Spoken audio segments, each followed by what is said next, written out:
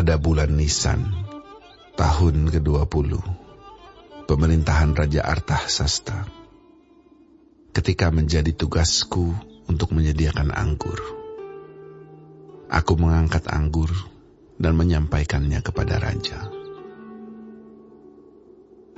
Karena aku kelihatan sedih, yang memang belum pernah terjadi di hadapan raja, bertanyalah ia kepadaku, "Mengapa mukamu muram, walaupun engkau tidak sakit?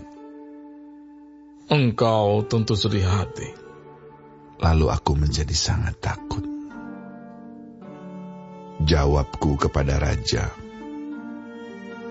"Hiduplah raja untuk selamanya.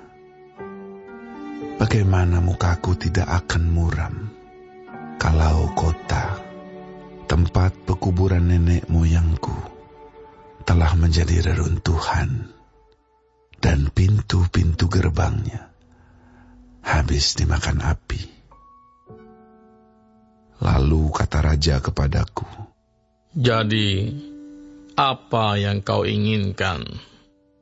Maka aku berdoa kepada Allah semesta langit. Kemudian jawabku kepada raja,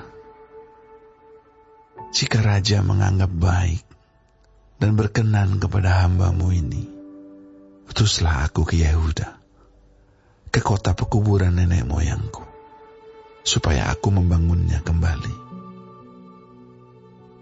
Lalu bertanyalah raja kepadaku, sedang permaisuri duduk di sampingnya, "Berapa lama engkau dalam perjalanan? Dan bilakah engkau kembali?" Dan raja berkenan mengutus aku, sesudah aku menyebut suatu jangka waktu kepadanya. Berkatalah aku kepada raja, "Jika raja menganggap baik, berikanlah aku surat-surat bagi bupati-bupati di daerah seberang sungai Efrat, supaya mereka memperbolehkan aku lalu sampai aku tiba di Yehuda. Pula sepucuk surat bagi Asaf, pengawas taman raja, supaya dia memberikan aku kayu untuk memasang balok-balok pada pintu-pintu gerbang di benteng bait suci, untuk tembok kota dan untuk rumah yang akan kudiami." Dan raja mengabulkan permintaanku itu, karena tangan Allahku yang murah melindungi aku.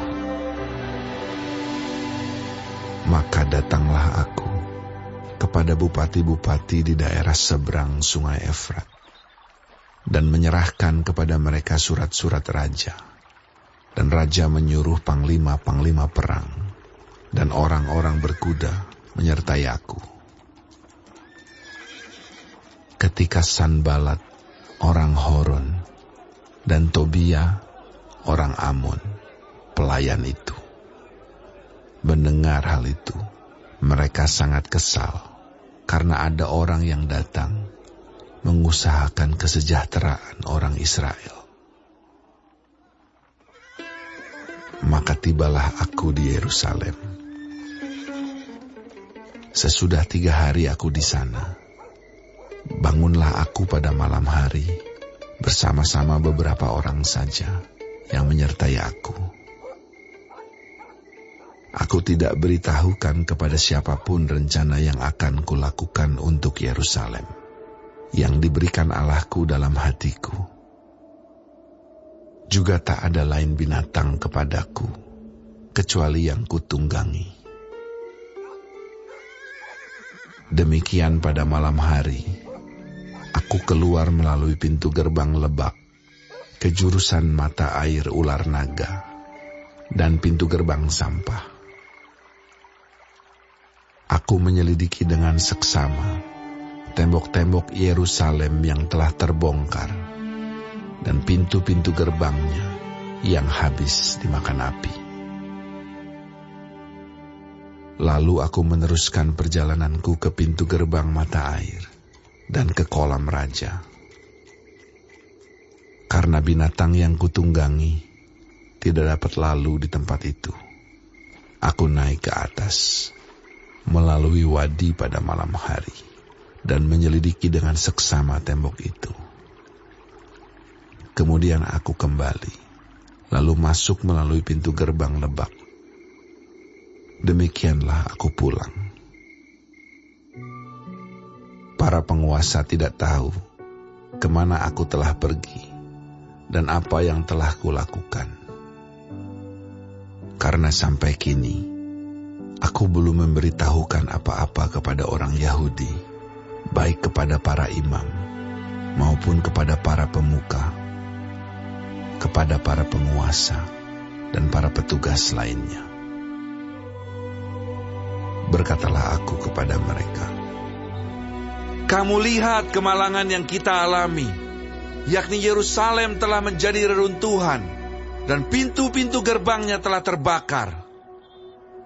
Mari kita bangun kembali tembok Yerusalem, supaya kita tidak lagi dicela."